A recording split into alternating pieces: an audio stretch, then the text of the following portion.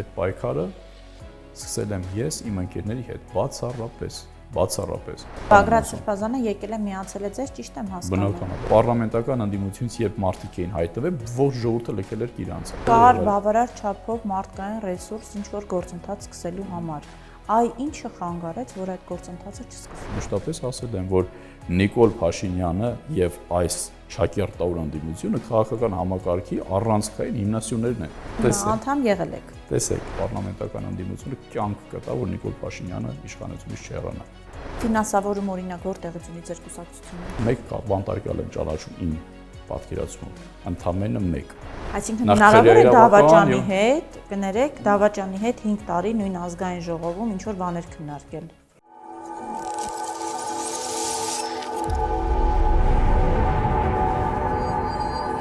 Ներկաները պետք է հեռանան, բայց նախկինների վերադարձ չենք ուզում, ինչպես նաև չենք վստահում որևէ մեկին։ Սա է հիմնականում չկողմնորոշված ընտրողների մեծ մասի դիրքորոշումը։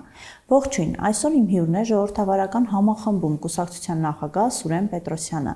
ում հետ մենք կփորձենք հասկանալ, թե ինչ են առաջարկում փոքր ուժերը։ Մենք հիմնականում կենտրոնանում ենք խոշոր ընդդիմադիր կուսակցությունների վրա, սակայն կարծում եմ արժե ուշադրություն դարձնել նաև նոր ձևավորվող փոքր կուսակցություններին։ Ողջույն։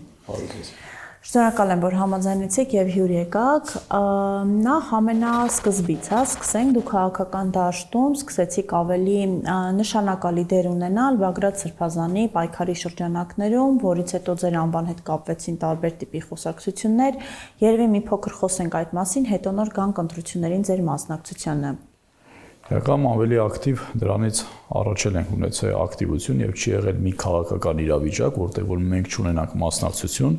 եւ չունենանք մեր դիրքորոշումը։ Ի տարբերություն շատ-շատերի, ովքեր որ ընտրությունից ընտրություն են ակտիվանում։ Դրան նախորդող ժամանակաշրջանը եղել է նաեւ Աղավնոյի պայքարն է եղել, որը նաեւ ընդդիմության ջանքերով փորձեցին վերածել եւ փորձեցին պիտակավորել, ասելով որ վերջում Աղավնոն ես հանձնեցի։ Դու։ Ես։ Դու։ Անձամբ ես Աղավնոն հանձնեցի, այսինքն Աղավնոն հայկական է, այնինչ ես իմ ընտանիքով գնացել էի Աղավնո եւ ասել էի, եթե ուզում եք հողը մնա հայկական, դրան ձև կա եւ ոչ պաթոսային, որով այստեղ մարդիկ հավաքվելով հնարավորություն կլինի բեկել իրադարձությունների ընթացքը։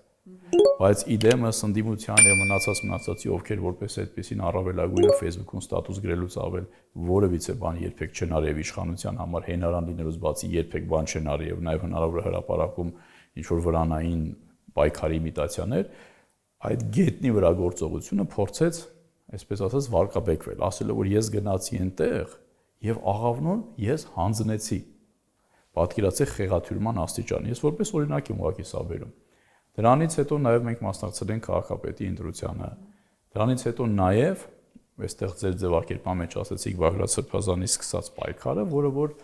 իրականում շատ սխալ ձևակերպում է։ Այդ պայքարը սկսել եմ ես իմ ընկերների հետ բացառապես։ Եվ դա կարող եմ փաստել ոսկեպարի մեր բնակիչները, այդ թվում նաև իրանցի մեր գյուղացիները։ Եվ ես բոլորին ասել եմ, այն մարդիկ, ովքեր զբաղված են հանրային կարծիքի մանիպուլյացիայով, խնդրեմ, եթե այդքան համարձակություն ունեք, կամերաները միացրեք լայվ եւ միասին եկեք մտնենք ոսկեպար, թող գյուղացիները ասեն, ում շնորհիվ է այդտեղ պայքար գեներացվել, ում շնորհիվ են մարդիկ հավատացել եւ ելել ոտքի եւ ով ընդհանրապես այդտեղ սկսել։ Բա ինչպես ստացվեց, որ առաջին դեմքը որպես այդպեսին դարձավ Բագրատ Սրբազանը, հետո պայքարը վերածվեց արդեն Սրբազան շարժման եւ վերջում էլ տեսանք ինչ պատահեց։ Ինչ որ մի փուլից դուք էլ հեռացաք այս հարցերին պատասխանել։ Ընթացքի մասին ասեմ։ Ուրեմն որպես այդպեսին ես որևիցե մեկին դեմ չենք եղել։ Ես որևիցե մեկին դեմ չեմ եղել, եթե ինչ որ մեկ ավելի մեծ ժողովրդականություն կվայելեր եւ կապ չեր ունենա եւ ացանցիալ չէր լինի ոչ իշխանությունից, ոչ էլ պարլամենտական ընդդիմությունից, իդեպ մեր պայմանավորվածությունները հենց դրա մասին են եղել, որ որևիցե մեկ ազդեցություն չի կարող ունենալ շարժման վրա։ Եվ ընթացքում ով կդառնար առաջնորդ, որևիցե խնդիր չկար։ Այսինքն Բագրատ Սրբազանը եկել է միացել է ձեզ, ճիշտ եմ հասկանում։ Բնականաբար, դա բոլորն է գիտե, ոչ թե եկել է շարժումը մենք սկսել ենք։ Շարժումը մենք սկսել ենք, մարդիկ ոտի են կանգնել։ Այդտեղ բացարձակ լեգիտիմությունը եղել է իմը եւ իմ ընկերներինը։ Այնտեղ առանց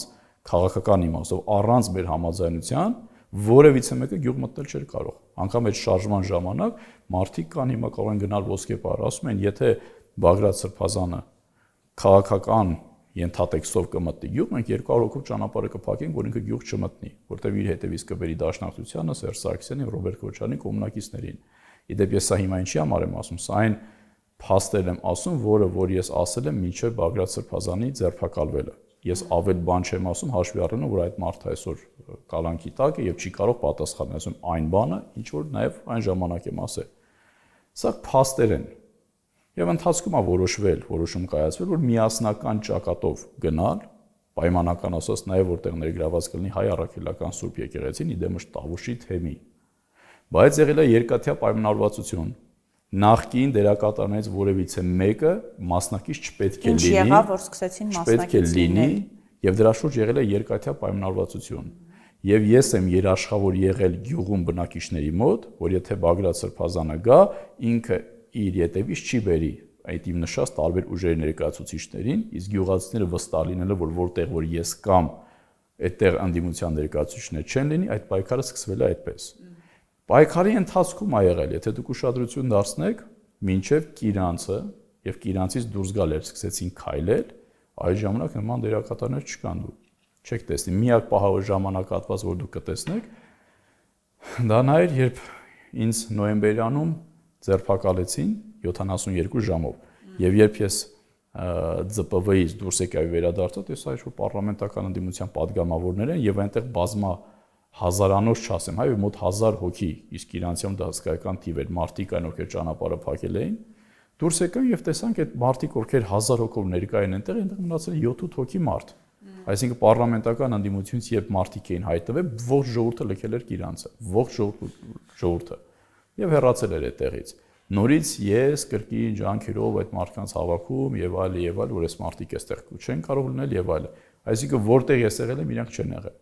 Բայց կարճ էս թեման ամփոփելու համար ասեմ, երբ մենք Իրանցից արդեն դուրս են գալիս, սկսում ենք քայլել դեպի Երևան, իմ հենարանը այլևս չի լինում, այսինքն իմ հենարանը բացառապես ժողովուրդն էր, այսինքն այն ժամանակ եթե մի բան Ինչն էր պատճառը։ Հիմա դա եմ ասում, եթե ես մի բան չուզենայի, պայմանական ասած, չուզենալ ոչ թե ուղղակի կամայական կերպով ցանկություն չունենայի, այլ մեր սկզբունքներից լիներ շեղում, ես այդտեղ չմասնակցեի կամ կոչ անել ժողովրդին չմասնակցել, որևիցե մեկը որպես այդպեսին հիմնականում չէր մասնակցի։ Այսինքն այնտեղ ես կարողանում եմ վերահսկողության տակ պահել եւ պահել այն սկզբունքները, որի շուրջ հավաքվել է ժողովուրդը, ոչ միայն ոսկեպարում, այլ նաեւ Կիրանցի, Բաղանիսի եւ այլն, մեր գյուղացիները։ Բայց երբ այդտեղից դուրս եկան, բնականաբար այդ մարդիկ գյուղացիները հարյուրներով չէին կարող մեր հետ քայլել եւ այնտեղ քայլեցին պայմանական մի 15-20 հոգով, հա, որոնցից մի քանիսը կարող լինեին գյուղից։ Այսինքն իմ հենարանը, ես իմ հենարանից քայլելու ընթացքում կտրվեցի եւ այդ ժամանակ process-ը այլևս սկսեցին առաջնորդել լրատվամիջոցները։ Իսկ լրատվամիջոցները բնականաբար որպես առաջին հիմնական դերակատար բացառապես կենտրոնացան որ Բագրատ Սրբազանի վրա։ Այդ ժամանակ արդեն ամեն ինչ լրատվամիջոցների ձեռքում էր։ Ես անգամ ուզենայի այդ ժամանակ փոփոխություններ անել չէի կարող, որովհետեւ իմ հենարանը չկար։ Իսկ Բագրատ Սրբազանի հետ չեք խոսել այդ մասով, այդ հարցերի շուրջ այդ ընթացքում։ Շատ են խոսել, ոչ առանձին չէ։ Շատ տարբեր մարդկանց ներկայությամբ են խոսել, շատ են խոսել, որ դա անընդունելի է եւ այլ, այդ ունեմ մայիսինի հայտարարությունը, որտեղ որ ես մասնավորապես շատ մարդկանց ներկայությամբ ասել եմ, որ մենք նման բան չենք պայմանավորվել, ինչ իմպիչմենտի մասին խոսքը կարող էր գնալ ընդհանրապես։ Մարդիկ ինչքան եկել են այստեղ, որ ներկա իշխանությունը հեռանա, շատ ավելի շատ մարդ եկել է, որ նախկինները չվերադառնան։ Ինչը նշանակում նախկինների հետ Այսինքն մի բան ֆիքսենք, դուք ոչ թե դեմ եք եղել Նիկոլ Փաշինյանի հեռացմանը, այլ դեմ եք եղել այն պայմանով, որ նախկինները չպետք է վերադառնան։ Բնականաբար, որովհետև ես մշտապես 21 թվականից մշտապես ասել եմ, որ Նիկոլ Փաշինյանը եւ այս Չակերտաուր անդիմությունը քաղաքական համակարգի առանցքային հիմնասյուներն են։ Նիկոլ Փաշինյանը այս իշխանությունների հետևանքն է եւ այսօր կա փոխհամաձայնեցված խմբիշխանություն եւ մասնավորապես չեք կարող պայքարել ստվերի դեմ, ստվերը գցողների հետ միասին։ Սա շատ կարեւոր է եւ սրա շուրջ է եղել եւ հենց այս օրակարգի շուրջ է եղել, որ մարդիկ դուրս են եկել պայքարի վստահ լինելով, որ նախքին վարչակարգի որևիցե ներկայացուցիչ այդտեղ վճռորոշ դեր չի ունենալու։ Բայց մայիսի 9-ին տեսեք ինչ էր կա, հիշում եք ինչ էր կատարում։ Մայիսի 9-ին պարլամենտական հանդիմությունը իդեալական իմանալով, որ իրենք ժողովուրդը շատ ավելի շատ է ատում, քան իշխանությունը, ամեն կերպ մղվում էին դեպի ԲՄ տեսախցիկների տակ եւ այլն։ Բայց մայիսի 9-ին կար բավարար չափով մարդկային ռեսուրս ինչ որ գործընթաց սկսելու համար։ Այ ինչը խանգարեց, որ այդ գործընթացը չսկսվի։ Ինձ թվում է այդ հարցերի հասցեատերը ես չեմ, որովհետեւ ես ասացի ձեզ, եւ 1 ժամ ժամանակը եւ թեպետ 1 ժամի մեջ խնդիրը չի եղել որպես այդպեսին, եւ իմպիչմենթի գործընթացը եւ այլ եւ գնալ պարլամենտական հանդիմության հետ քննարկել իշխանության դերասու նվազագույն այդպիսի բան չի եղել։ Ես ձեր հետ հավասար բեմից լսել եմ այդ ամեն ինչը, ձեզ հետ հավասար, անգամ մոտիկ դրան բան քննարկված չի եղել, դրա շուրջ համաձայնություն չի եղել։ Հետևաբար դրա համար երբ որ մարդ շատերը այսպես ասում են, բա հունիսի 12-ի եւ այլն ինչ եղավ այսպես, ասում եկեք ճիշտ հարցադրումներ անենք, եթե դուք մտահոգված էիք իշխանափոխությամբ, ապա հարցադրումները արեք ճիշտ։ Մայիսի 9-ին ես չեմ իմպիչմենտի մասին խոսք ասել։ Ես չեմ մարդկանց ուղարկել տուն։ Ես չեմ դրանից հետո բնականաբար, ու դրա մասին ասել եմ, նույնը, չես կարող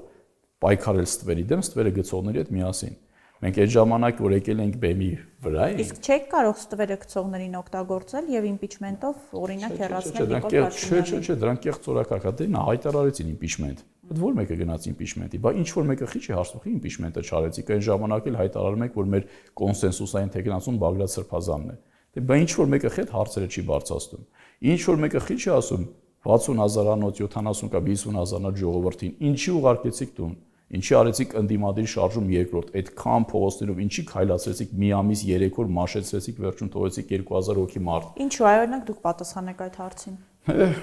Ըստ ձեզ։ Իմ խորին համոզմամբ պարլամենտական հանդիմություն եւ իշխանություն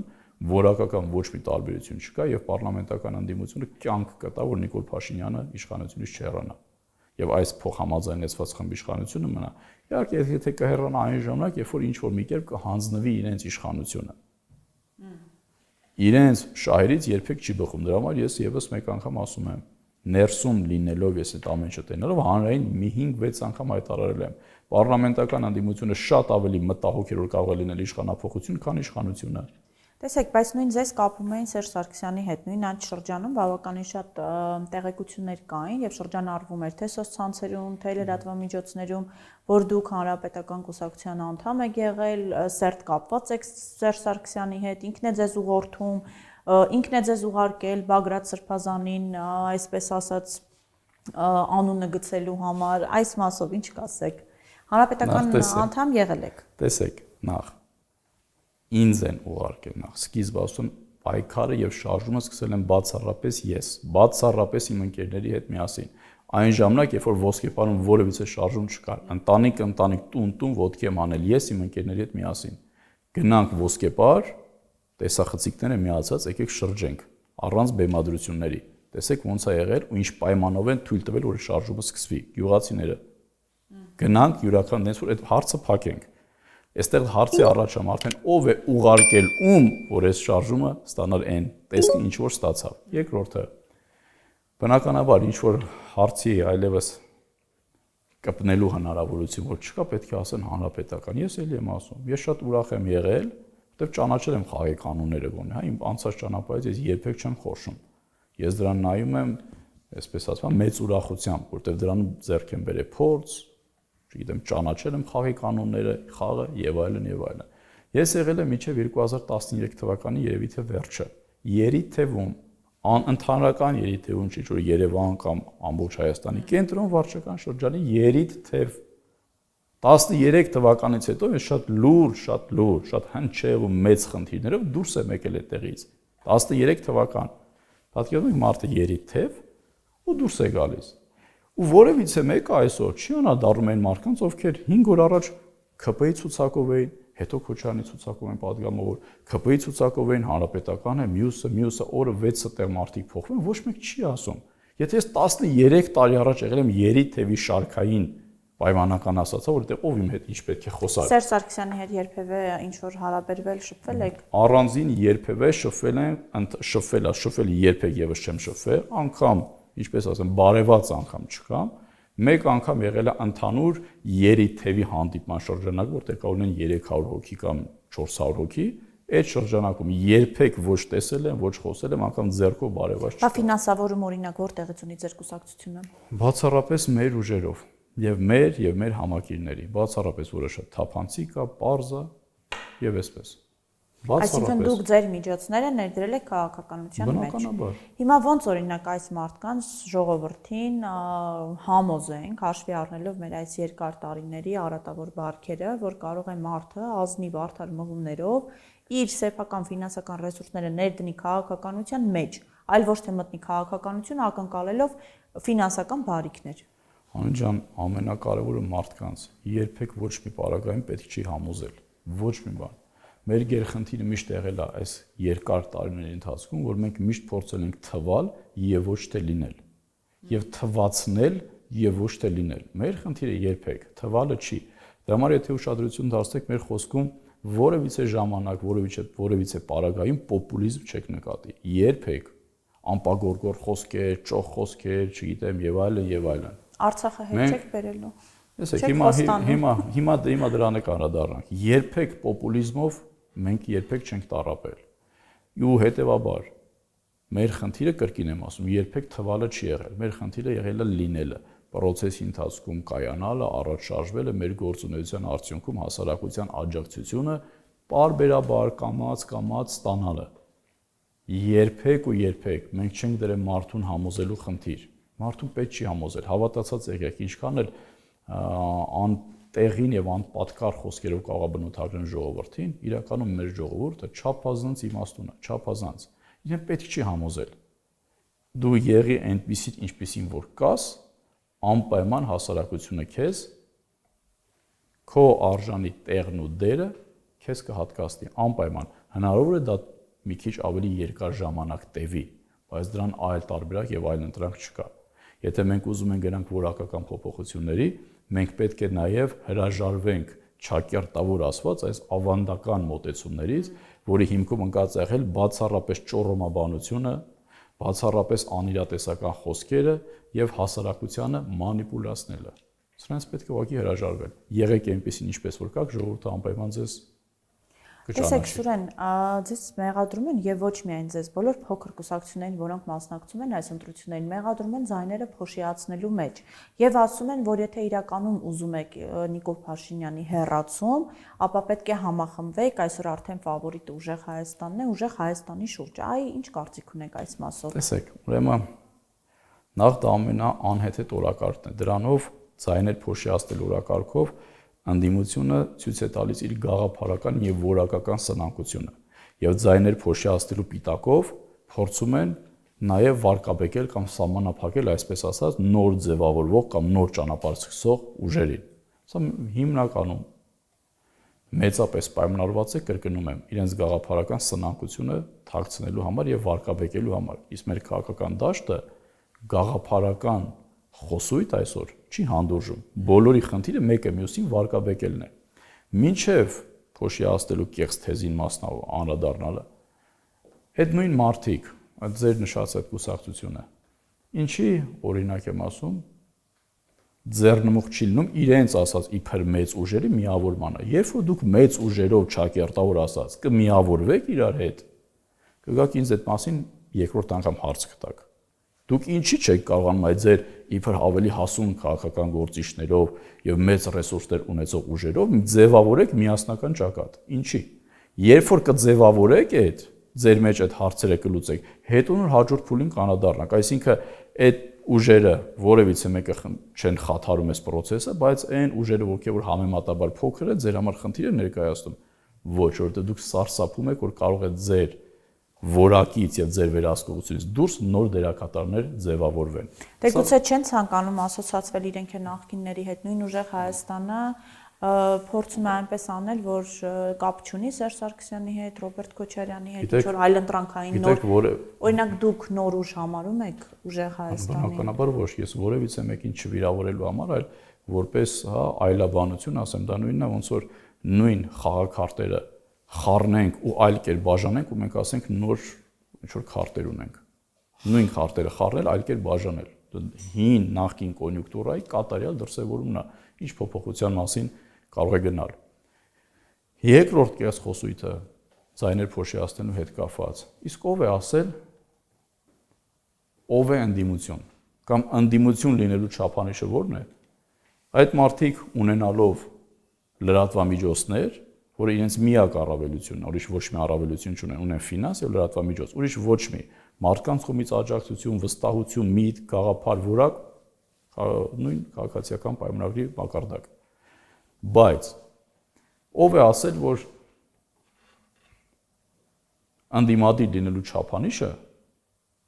նա է, որ դու պետք է անպայման իրենց կողմնակից լես։ Եթե մենք պարլամենտական անդիմության կամ այդ ինչ-որ տիտղոսակիր անդիմության ի պաշտպան չենք կանգնում, ուրեմն մենք անդիմադիր չենք։ Այս անդիմադիր լինելու չափանիշը դա է, ոչ։ Նույնիսկ շատ են քննադատում այդ պարլամենտական անդիմադիրները, որ չի կարելի իրենց քննադատել։ Հիմա մեզ որևիցե կերպ այդ օրակարգերը պարտադրել ուղղակի չի լինի, որտեղ անդիմադիր լինել չի նշանակում լինել պարլամենտական անդիմության հետ կամ ուղղակի Նիկոլ Փաշինյանին հայհոյել։ Դա անդիմադիրի հետ ընդհանրապես կապ չունի։ Անդիմադիր լինել նշանակում է կարողանալ ամբողջությամբ այլ օրակարգ ձևավորել, խորապես տարբերվող, որը թույլ կտա հաղթահարել ինքնության ճգնաժամը, քաղաքական ճգնաժամը, խնդիրներին նայել համակարգային տեսանկյունից, խորքային վերափոխման։ Ամենակարևորը դերակատարները պետք է լինեն նաև նախկին եւ ներկա իշխանություններից ոչ միայն գաղափարական, այլ նաև բարոյական եւ ֆինանսական առումով զերծ կապանքներից։ Եվ այսպես շարունակ։ Հիմա դուք այդ ուժերը ձեր նշած բոլորը Նիկոլ Փաշինյանի նեղ օրակարգի մեջ են։ Դուք չեք կարող լինել անդիմադիր, բայց սպասարկել Նիկոլ Փաշինյանի օրակարգը։ Իսկ դուք սպասարկում եք։ Մասնավորապես Նիկոլ Փաշինյանը ասում է այն իրականությունը, որ այսօր կա, այլ տարբերակ չէ կարող լինել, սա մեր նոր նորմալն է, եւ այդ ուժերը դրա հետ համաձայն են, եւ հետեւապես բացառապես դիսկուրսը եւ իրենց հակոսությունը վերաբերում է սոցիալ-տնտեսական հարցերին։ Մենք 100 աշխատատեղ կստեղծենք, չէ, մենք 500-ը կստեղծենք, եւ որը արդեն բնականաբար այս խոսույթը անգամ ազգային անվտանգության խնդիր է, որովհետեւ հասարակությանը ոչ միայն մանիպուլացնում է, այլ նաեւ զրկում է ողջախոհությունից։ Իսկ առողջ բանականությունը եւ ողջախոհությունը անառողջ բանականությունից կամ հիվանդ բանականությունից տարբերվում է ընդամենը մեկ բանով։ Առողջ բանականության պարագայում, ինչ դուք ասում կամ անում եք, պատկերացնում եք դրա հետևանքները եւ պատասխան եք տալիս այդ հետևանքների համար։ Իսկ մեզ մոտ ցանկացած խոսքի հիմքում ոչ կա պատասխանատվություն, ոչ կա հետևանքի գիտակցում եւ մնացածը։ Օրինակ, մեր մասին, որ դուք ասացիք, որ ասում են, գիտեք ինչ, 13 տարի առաջ հանրապետականի երիթևի անդամ եղել, որ ասում այո, այդպես է եղել։ 13 տարի առաջ։ Եվ ասում են, դե գիտեք, օրինակ իմ ասում, այս մարդու հետ է կապված եւ այլն, որ ես ընդհանրապես չեմ տեսել, չեմ հանդիպել, միջնորդներին չեմ հանդիպել։ Հիմա ինչ որ մեկին կարող եք ասել, եթե դուք բառ եք ասում, կարող եք այդ բառի համար պատասխանատվություն կրել եւ ներկայացնել գեթ 1 փաստ։ Դե Նիկոլ Փաշինյանի կառավարման ժամանակահատվածում առավել եւս խեղվեց այդ մասը։ Սա միայն Նիկոլ Փաշինյանի կառավարման մասին չի։ Նիկոլ Փաշինյանի կառավարման ժամանակահատվածը նրանց ոսկյա դարաշրջանն է։ Նախկինների։ Բնականաբար ոսկյա կրկնում եմ, որովհետև նաև չհաշված այն, որ այլևս խոսքի պատասխանատվություն չկա, ով ինչ ուզում է կարող է ասել, դրա համար պատասխանատվություն ընդհանրապես չկրելով, անիրատեսական ծրագրերից սկսած, վերջացրած, մինչև մարդկանց վարկաբեկելը։ Քաղբանտարկյալներին, այսպես ասեմ, ես մեկ քաղբանտարկյալ եմ ճանաչում իմ պատկերացումով, ընդամենը մեկ։ Դա Միքայել arczepiskopos Աճապայանը, այլ քաղբանտարկյալ ես չեմ ճանաչում։ Բաբագրատ Սրբազանը։ Ես ասում, ես քեյսին օրինակին ծանոթ չեմ գործին, որովհետև նույնքան հավասարաչափ ես չեմ վստահում իշխանությանը եւ չեմ վստահում այդ խմբին։ Այսինքն հնարավոր է որ լինի այդպիսի բան, հնարավոր է։ Հնարավոր է որ իշխանությունը բանսարկություն իրականացնի, իհարկե հնարավոր է։ Ես ծանոթ չեմ, բայց Միքայել Սրբազանի պարագայում ես գիտեմ որ միակ մարդն է որ վտանգ է ներկայացնում համակարգին, վտանգ։ Դուք Նիկոլ Փաշինյանին դավաճան համարում եք։ Բայց հիմա տեսեք, Մինչև դրան անդրադառնալը։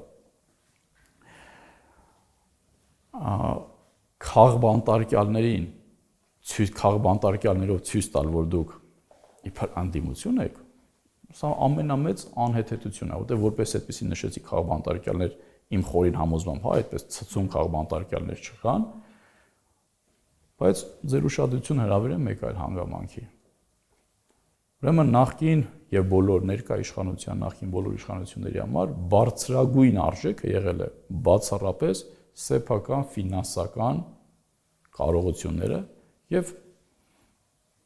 ընտանեկան շահը, բացառապես ֆինանսական եւ տնտեսական։ Դա եղել է բարձրագույն արժեքը, չի եղել պետություն, հայրենիք եւ այլն, բարձրագույն արժեքը։ Ներկա իշխանության ժամանակ խնդրում եմ ցույց տվեք կարկառուն անդիմադիրներից ինչ որ մեկին, ով ունեցել է տնտեսական խնդիր։ Դե օրինակ Հովիկ Աբրահամյանից որոշակի գույք բռնագանձեցին, ինչ որ մարդկանցից ինչ որ գույքեր բռնագանձեցին ամեն դեպքում, հա, բայց դե հիշում ենք Սաշիկի 99%-ը, նայեք 2018 թվականից հետո երկրաչափական պրոգրեսիվ աճել է բոլորի բիզնեսները, բայց եթե ինչ որ մեկի նկատմամբ դուք ուզում եք ճնշում գործադրեք, առաջին լծակը տնտեսականն է։ Տնտեսականը բոլորին աճում է, բայց նրանց թիմերից կամ 1-2 երիտասարդի որպես քաղբանտարկյալ, հա, այսպես ասած տեղավորեն եւ հասարակության ասեմ մեր նկատմամբ բռնաճնշումները իրագործում։ Ինչ բռնաճնշման մասին է խոսքը։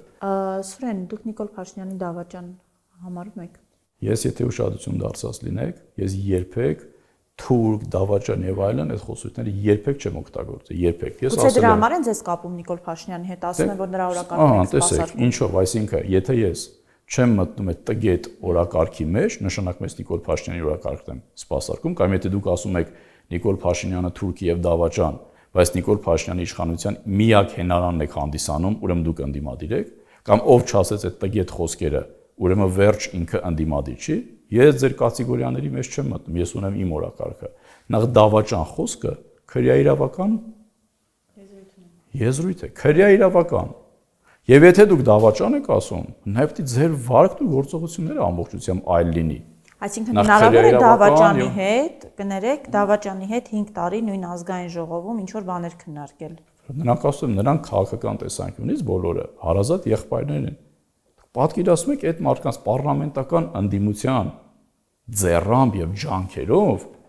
հասարակության մեջ այլևս թուրք ու դավաճան խոսքերը, որից ավելի բարձր վիրավորական եզրույթ հնարավոր չի դարձել է սովորական, հասկանում եք։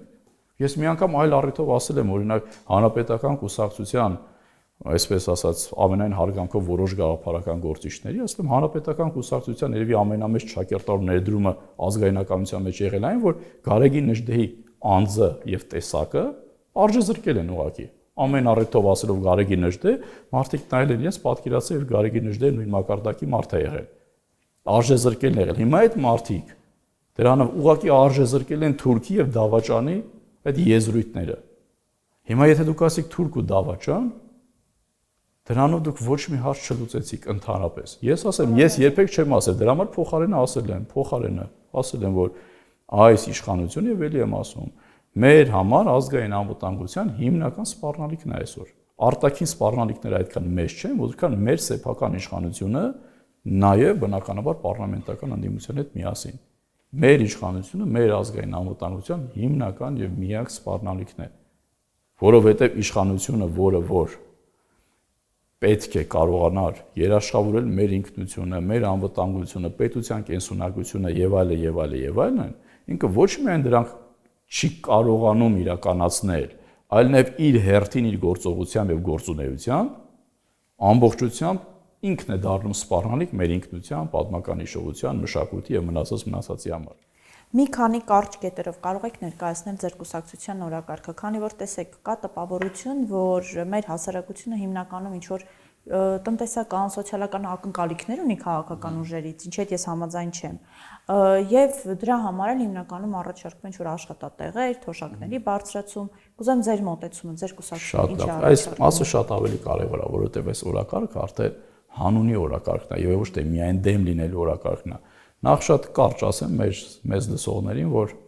այն ուժերը, ովքեր որ տնտեսական զարգացում են, այսօր խոստանում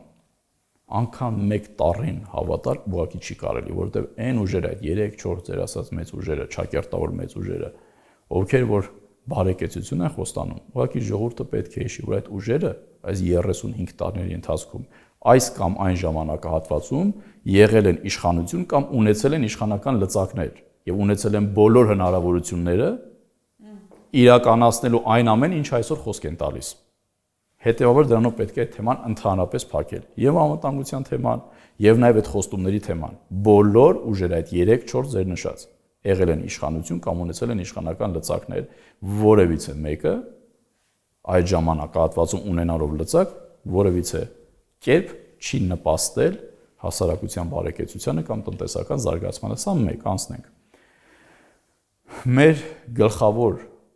եւ հիմնական օրակարգ եւ նպատակը հայկական պետություն ունենալն է։ Հայկական։ Մենք 30-ից ավելի տարիների ընթացքում չենք ունեցել բովանդակությամբ հայկական պետություն։ Ձևով ունեցել ենք, ինչ որտեղ օրենսդրական շարժանակներում կամ հարթություն մարտահայտված է եղել, բայց այդ պետության մեջ կամ այդ պետությունը որպես այդպեսին իմ, ձեր, մեր բոլորի տեսակի համար չի ապահովել մեր բնականon արդիականացումը, անվտանգությունը, մշակութային, գիտական, տնտեսական զարգացումը, չի երաշխավորել մեր հարատևումը, այսպես ասեմ։ Բովանդակությամբ մեր պետությունը չի եղել հայկական։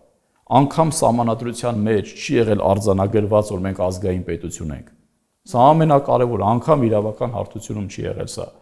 Մենք խորքային առումով պետք է կարողանանք համակարգային փոփոխության գնալ, ձևավորել հայկական պետություն, որի հիմքում ընկած կլինի համահայկականությունը։ Տեսեք, դուք շատ լավ բաներ ասացիք, գաղափարներ ասացիք, բավականին, այսինքն տարբերվում եք նաև նրանով, որ կա գաղափարախոսություն, ինչը ես ողջունում եմ, բայց կա տարածված մոտեցում, որ հասարակությունը հիմնականում ակնկալում է որոշակի շահգրգռվածություն, դա կլինի հետագայում թե պաշտոններ խոստանալու տեսքով, թե ընտրակաշառքի տեսքով, տեսնում ենք, հա, ինչ է կատարվում, ոնց եք պատկերացնում այս պայմաններում ընտրողների ձայները ստանալ, վստահությունը շահել, հնարավոր համարում եք։ Դա էլ է կեղծ օրակարգ։ Տեսեք, եթե մեր խնդիրը միայն մի քանի ձայն ավել ստանալը լիներ, մենք էլ նույն բաները կարող ենք խոսել, գնանք անպատասխանատու հայտարարություններ անել, ասել 600,000 աշխատատեղ, բոլորը անվճար կցնվեք, անվճար դպրոց կգնաք, էլեկտրականությունը անվճար կլինի, քաղաքականությունը սրա մասին չի։ Եթե մենք ուզում ենք որակ փոխենք, մենք պետք է հրաժարվենք հանրային կարծիքի մանիպուլացումից։ Սա ամենակարևորն է։ Մեր ժողովուրդը իրականում չափազանց իմաստուն է, բայց այն վիճակին, որին որ հասցրել են ժողովրդին, որտեղ կա կրթության պակաս, սոցիալական ցածր մակարդակ, դրանում ժողովուրդը ամենևին մեղավոր չի։ Դա իշխող վերնախավի բացառապես պատասխանատվություն է, ուրիշ ոչ մի բան։ Եվ տեսեք, իշխող վերնախավը ժողովրդի կենսամակարդակը իջացնելով հասցնելով ամենացածր կետին, ասում է գիտեք ինչ, ինքը հասցրել է դրան, հիմա էլ ինքը սպասարկում է այն օրակարգը, որը հիմնված է բացառապես ստամոքսի վրա։ Եվ ասում է, գիտեք ինչ, այս հասարակությունը այլ օրակարգ չի էլ ընդունում։ Հիմա օրինակ եմ ասում, պայմանական եմ ասում, եթե ինչ-որ մի հատված սկսեն ընդունել, որ գիտեք ինչ, Սյունիքը պետք է հանձնենք, որ մենք լավ ապրենք։ Անդիմադիր ուժերը կամ իշխանական ուժերը մնացածը բոլորը ասում են, այո, ճիշտ է, պետք է հանձնենք, որ լավ ապրենք, որտեղ ինչա թե ինչ-որ հասարակության մի շերտ այդ գաղափարի կրողներ, քաղաքական էլիտաների կամ կոնտրէլիտաների կամ ընդդիմության խնդիրը ոչ թե ասելն է, ինչ ուզում է լսի ժողովուրդը։ Դե միշտ ժողովրդին են հղում անում։ Բնականաբար։ Թե ընդդիմությունը, թե իշխանությունը, միշտ ժողովուրդն է մեղավոր, ժողովուրդն է ուզում։ Բնականաբար, եթե այն մարդիկ, ովքեր որ նման արտահայտություն են անում, կրկնում եմ, ազգային անվտանգության սպառնալիք են, ով ժողովրդին ասում է, որ ժեխեք կամ պատկերացում չունեք, այդ մարդիկ խորքային եւ ժեխն են եւ տագետներն են։ Որովհետև նաև ժողովրդի կենսամակարդակի պատասխանատուն իրենք են եղել մեկ, երկրորդը իրենք ժողովրդի ծածանցյալ են եւ այդ մարդիկ որ շատ ժամանակ խոսում են, այնպեսի տպավորություն է որ իրենք իրենց առանձնացնում են ժողովրդից, մենք այլ ենք։ Եվ ի վերջո գոնե կարող են ժողովրդին շնորհակալ լինեն այն կապիտալի համար, որը կուտակել են այդ ժողովրդի շնորհիվ։ Ոչ թե նաև, այլ բացառապես ժողովրդի, մսխելով ժողովրդին բացառապես։ Տեսեք, գյուղերը մեզ այդքան շրջում են։ Չի կարելի այս մարդկանց որևիցե մեկին ներել գյուղացու այս խեղճությունը։ Հոգեբանական խեղճության մասին չի խոսքը։ Այս գյուղերի, այսպես ասած, հայաթափված լինելը գյուղերի։ Չի կարելի այս մարդկանց դերել, հասկանում եք, այս 30-ից ավել տարիների։ Սուրեն, մի հարց առաջացավ ինձ մոտ, ովքեր են ձեր ցուցակում հիմնականում ներգրաված։ Մեր ցուցակի երկրորդ համարը, որպես օրինակ ասեմ, հա, Այվազյան Վարդանն է, ԵՊՀ Սահմանադրական իրավունքի ամբիոնի վարիչը, որը իմ խորին համոզմամբ Սահմանադրական իրավունքի լավագույն գիտակներից է, թե ոչ լավագույն գիտակը։ Ռազմական բլոկից ունենք լրջագույն մասնագետներ, նաև լրջագույն ճանապարհ անցած մարդիկ ունենք, իրավական, տնտեսական, սպորտից, բժշկությունից եւ այսպես բոլոր տեղերից կան։ Ուղղակի մեր հասարակության մոտ գիտեք ինչ, հասարակության չասեմ, հա, այս մթնոլորտում ինչպիսի պահանջներ են ձևավորում։ Պատկերացրեք, Հայաստանում կա պայմանական մասում, հա, 50-60 քաղաքականապես ակտիվ դերակատարներ, մասնագետներ։ Ով ինչ քաղաքական նախաձեռնություն անում է, 50-60 հոգուց 3-ին քաշում է այստեղ, 5-ին քաշում են այստեղ, եւ այս նույն դերակատարները պտտվում են ամենուր։